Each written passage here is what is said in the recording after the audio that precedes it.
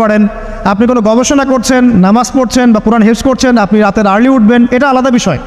কিন্তু কমনভাবে আমাদের এই যে ফেসবুক, ইউটিউবিং ইত্যাদিতে আমরা লিপ্ত থাকি, সারা রাতটা কাটাই আড্ডাবাজি করে, এগুলো বন্ধ করতে হবে। এগুলো বন্ধ না করলে ফিজিক্যালি আমরা সুস্বাস্থ্যের অধিকারী হতে পারবো না। সারা দিনটা আমাদের একটা কি বলবো অলসতার ভাবে যাবে এবং দিনের বেলা কাজগুলো ব্যাহত হবে। এতে করে আমাদের উম্মার এই পুরো বড় যে তরুণ প্রজন্ম আছে, এদেরকে আপনি সম্পদে পরিণত করতে পারবেন না। তাই এই সিস্টেমটা চেঞ্জ করা দরকার। নবীজি রাতের বেলা এই সূরা বাকারার শেষে 3টা আয়াত তেলাওয়াত করতেন। আমরা করবো ইনশাআল্লাহ।